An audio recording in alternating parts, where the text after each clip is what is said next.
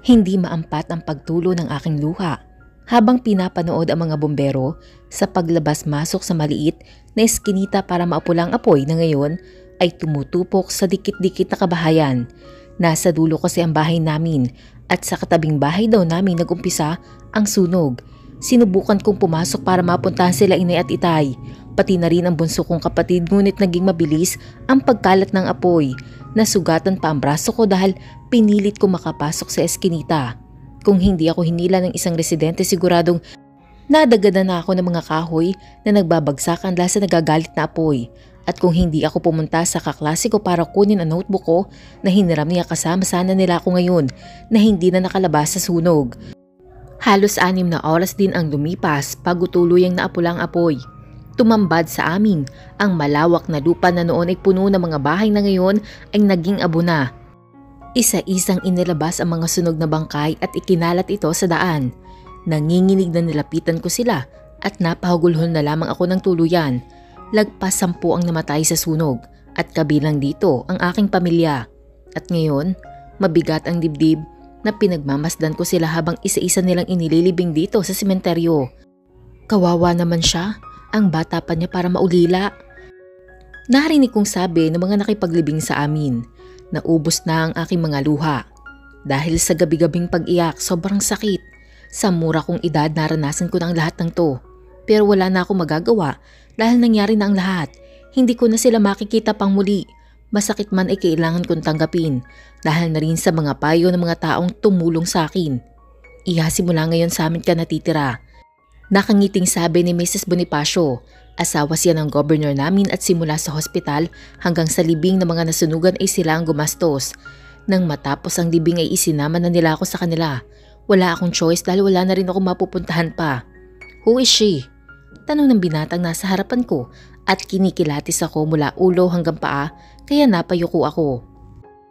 Kian, I'd like you to meet Fatima. Simula ngayon, dito na siya titira sa bahay. Bilang sister mo kaya be good to her, okay? Bilin pa ni Mrs. Bonifacio. Pagkatapos ay inaya niya na akong umakyat sa taas upang ipakita sa akin ang magiging kwarto ko. Fatima, dating kwarto ito ni Dea. Ngayon ikaw na ang bahalang gumamit nito. Sa tingin ko naman magkasing katawan lang kayo, kaya paniguradong kakasya din sa iyo ang mga damit na hindi pa niya nasusuot. Nakangiting sabi niya pa sa akin. Sa tingin ko naman ay bukal talaga sa loob niya ang pagpapatuloy niya sa akin dito sa bahay nila. Nasaan na po si Dea? Usisa ko. Kinuha niya ang larawan na nakapatong sa ibabaw ng kabinet at nangingilid ang luhang hinaplos ito. Wala na siya. She died because of cancer. Napatingin ako sa family picture nila na nakasabit sa dingding. Napakabata pa rin niya para kunin ng Diyos. Nararamdaman ko ang pangungulila niya sa kanyang anak dahil niyakap pa niya ang picture nito. Pinunasan niya ang kanyang luha at kinuha ang lahat ng natira pa nitong pictures sa kwarto ko. Maya-maya pa'y iniwan niya na ako para makapagpahinga dahil ilang araw at gabi na rin akong hindi makatulog ng maayos. Ngunit naisipan kong lumabas ng kwarto upang tanungin si Mrs. Bonifacio. Ano? Nasisiraan ka na ba, Letty? Balak mong ampunin ng tuluyan ng batang yun? Narinig kong pag-uusap sa ibaba. Sumilip ako at nakita ko si Governor at ang asawa niya pati na rin ang binata na sumalubong sa amin kanina. Why not, Lucio? Wala na siyang pamilya. Naaawa ako sa kalagayan niya dahil napagdaanan ko din ang mawala na mahal sa buhay. Mukha naman siya mabait at napakagandang bata pa. May diin niyang sagot kay Governor Lucio. Ma, kung inampun niyo lang siya para mapalitan ang pangungulila niyo kay Dea, hindi mo pwedeng palitan ng kapatid ko ng kung sino lang. Wika naman ng lalaking anak niya. Tumayo si Mrs. Letty. Kahit ano pang sabihin niyo, itutuloy ko ang pag-ampon sa kanya at ituturing ko siyang galing sa akin. Kagad akong bumalik sa room dahil umakyat na siyang muli sa hagdan. Malinaw naman sa akin na ayaw nila sa akin at si Mrs. Bonifacio lang ang gusto na tumira ako dito. Kaso, wala na akong ibang mapupuntahan pa, kaya kahit maging kasambahay nila ako hindi ko tatanggihan. Basta may bahay lang ako masisilungan at hindi ako magugutom. Naupo ako sa malambot na kama. Hindi ko alam kung anong klaseng anak si Dea, pero wala akong balak na palitan siya sa kanyang pamilya kahit na halos magkasing edad lang kami dahil alam ko kung saan ako nanggaling. Napaangat ako ng tingin nang bumukas ang pinto. Bumungad sa akin ang lalaking anak nila. Sa tingin ko may 5 o 10 taon ang agwat naming dalawa dahil binatang-binata na ito kong tingnan. Pinapabigay ni mama. Wika niya sabay abot sa akin ng 2 malaking paper bag. Maraming salamat po kuya. Nahihiya at nauutal na sabi ko.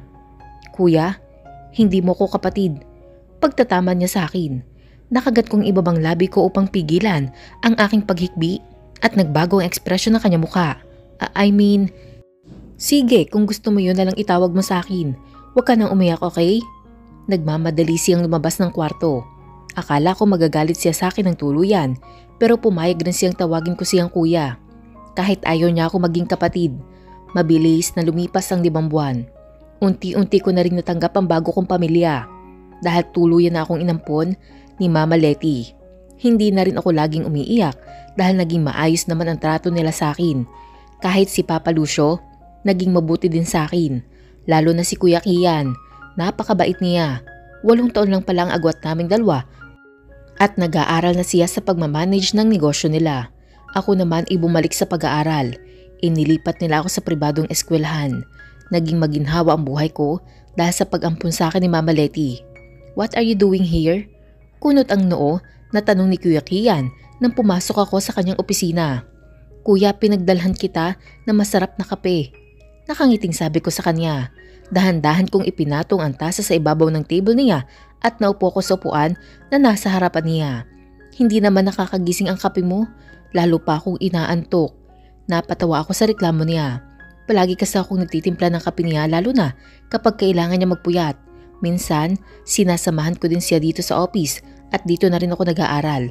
Kaya lamang, nakakatulog ako at minsan nagigising na lamang ako na buhat-buhat na niya ako upang dalhin sa kwarto ko. Kuya, di ba pangarap mong magpalipad ng eroplano? Bakit hindi mo sabihin kay Papa? Usisa ako habang pinagmamasdan ang maliit na model ng eroplano sa ibabaw ng table niya. Paborito daw niya yung laruan kasi binigay ito sa kanya ni Papa nung hindi pa ito tumatakbong gobernur. It's too late. I tried to talk Dad, pero ayaw niya talaga akong maging piloto. Saka sino pa bang ibang aasahan niya sa negosyo namin? Kundi ako na lang, di ba? Tugon niya. Nalulungkot ako para sa kanya. Pangarap niya maging piloto pero kailangan niyang pag-aralan ang wine business nila. Bukod sa ekta-ektaryang taniman ng grapes na may iba't ibang variety, ay tumutulong din siyang gumawa ng wine at isa siya sa mga exporter ng wine sa ibang bansa. Hindi nga ako makapaniwala na maaaring mabuhay ang ganong prutas dito. Maiba tayo. Gusto mong tikman ang ginawa kong wine? Nakangiting tanong niya. Excited naman akong tumango sa kanya. The last time na tumikim ako ng wine ay noong New Year's Eve at isang glass lang yun pero nagustuhan ko ang lasa dahil hindi siya ganoong katapang. Tumayo siya at lumapit sa glass na cabinet kung saan naroon ang mga bote ng wine. Kumuha siya ng isa at isinalin sa wine glass. Wow! Ang ganda ng color at mukhang masarap. Excited na bulalas ko habang pinapaikot pa niya sa baso. Inabot niya sa akin at kaagad kong ininom. Teka, huwag mong ubusin. Pigil niya nang parang tubig ko itong ininom hanggang sa huling patak. Napadila pa ako sa aking labi. Ginawa mong tubig yung wine. Litanya niya sabay agaw sa akin ng baso. Masarap kuya. Ikaw ang gumawa niyan? Nagsalin din siya sa parehong baso at inubos din niya. Oo, mas masarap kapag swabe lang kaya lang mataas ang alcohol content nito kaya tama ng 1/2 baso, okay? Tumango ako sa kanya. May hinanap siya sa ibabaw ng table niya pero hindi niya tumakita. Nasaan na ba yung... Diyan ka muna, may kukunin lang ako sa kwarto ko. Bili niya sa akin at tumabas muna siya. Iniwanan niya ako mag-isa dito sa office. Naupo ako sa upuan para hintayin siya ngunit natutokso akong tikman ulit ang wine na siya mismo ang gumawa. Hindi naman siguro magagalit si kuya kung tumikim pa ako ng 1 baso. Kumbinsi ko sa sarili at muli akong uminom. Kahit mataas ang alcohol content ay banayad pa rin siya sa lalamunan at talagang nagustuhan ko ang lasa nito. Pagkatapos ko makadalawa ay naupo na ulit ako sa upuan. Sakto naman na pumasok si kuya. Hindi ka pa ba matutulog? Maghahating gabi na ah. Wala namang pasok bukas, okay lang na magpuyat ako. Nakangising sabi ko sa kanya. Palagi kaming naiiwan ni kuya dito dahil palaging umaalis si mama at papa. Kaya mas naging malapit kami sa isa't isa. Inaangat niya ang bote at seryoso niya akong tiningnan. Don't tell me uminom ka ulit. Halos maubos mo na yung 1 bote. Saway niya sa akin. Sorry na po kasi naman ang sarap ng alak na yan. Nakanguso kong sabi sa kanya. Hay, ikaw talaga. Ang tigas ng ulo mo. Ibinalik niya ito sa cabinet at muling nagtipa sa laptop niya. Nagsimulang mag-init ang katawan ko kahit malamig naman dito. Kuya, anong pakiramdam ng nalalasing?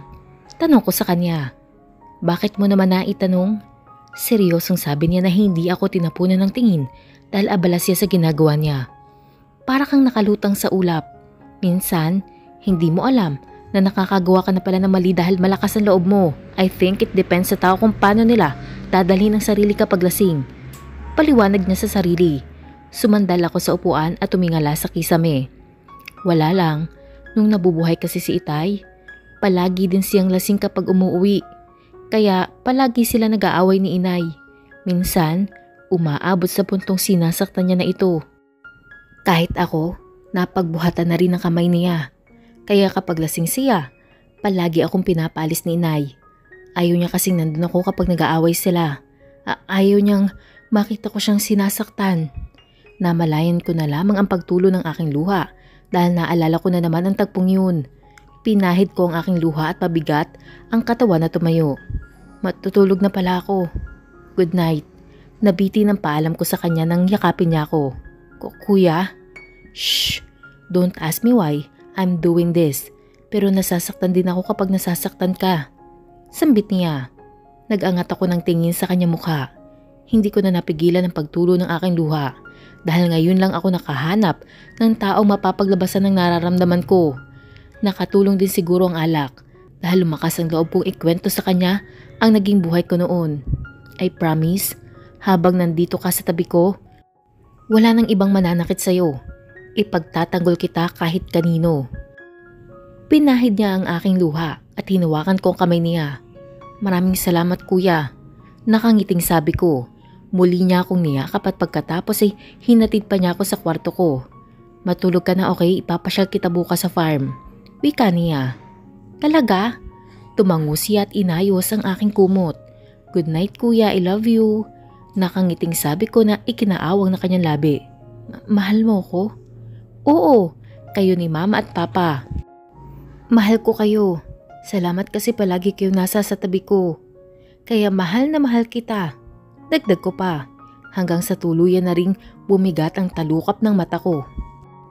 Kinabukasan, maaga ako nagising dahil nangako si kuya na ipapasyal niya ako sa farm.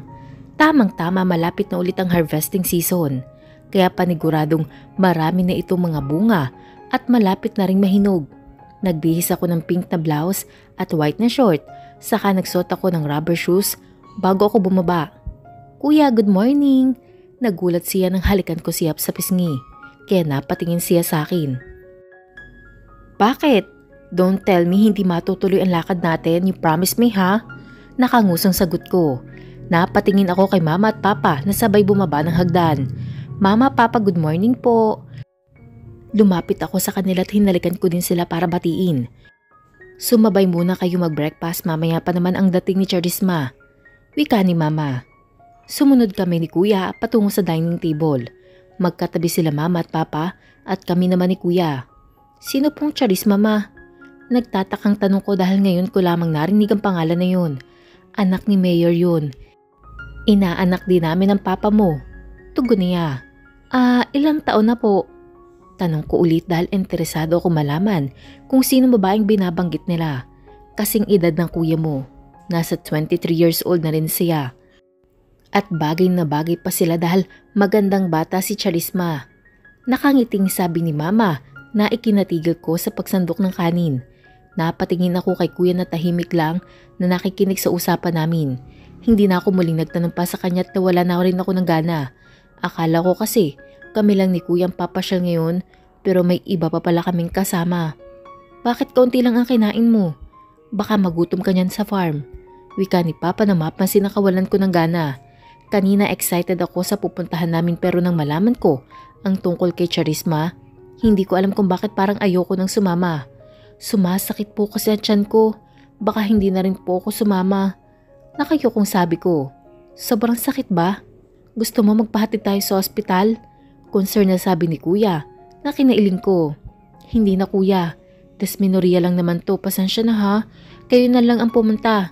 Aakyat na lang po ako. Paalam ko sa kanila at hindi na pinansin ang pag-aalala nila. Pagpasok ko ng kwarto ay sinara ko lang ang pinto at naupo ko sa gilid ng kama.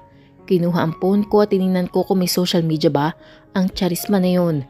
Nang makita ko ang name niya sa social media at pinasadahan ko din ang mga uploaded photos niya at mas nalungkot ako.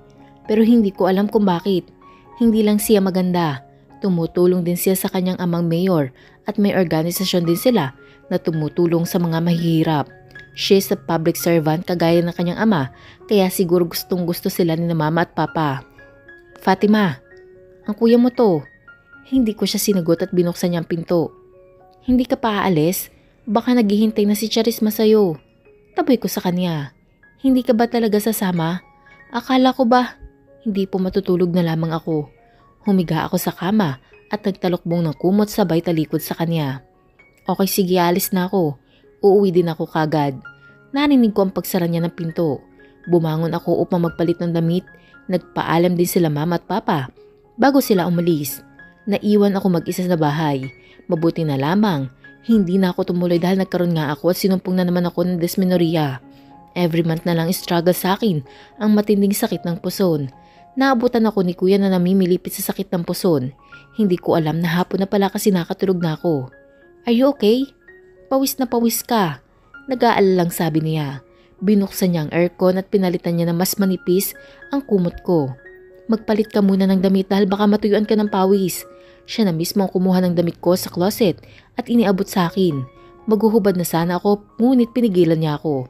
Lalabas muna ako saka ka magbihis. Dalaga ka na kaya dapat maging aware ka na sa mga bagay-bagay. Wika niya na hindi ko maintindihan. Anong ibig mong sabihin kuya? Hindi kita maintindihan.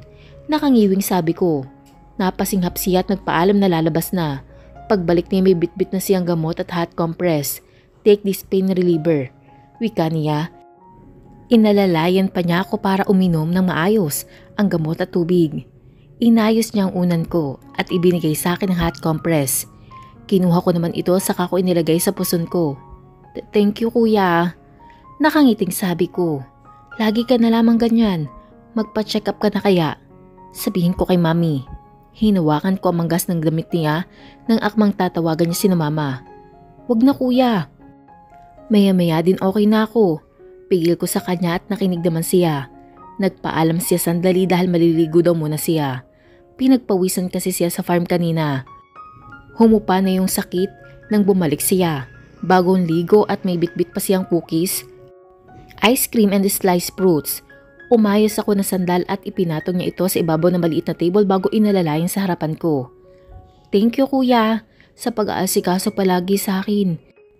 Ginulo niya ang bangs ko. Ikaw talaga? Palagi mo na lamang akong pinag-aalala. Wika niya. Seryoso akong tumingin sa kanya. Kumusta ang lakad niyo ni Charisma? Tanong ko na ikinabura ng ngiti sa kanyang labi. Okay naman katulad din siya ni Dad. Gustong ilaan ang buhay sa paglilingkod sa bayan.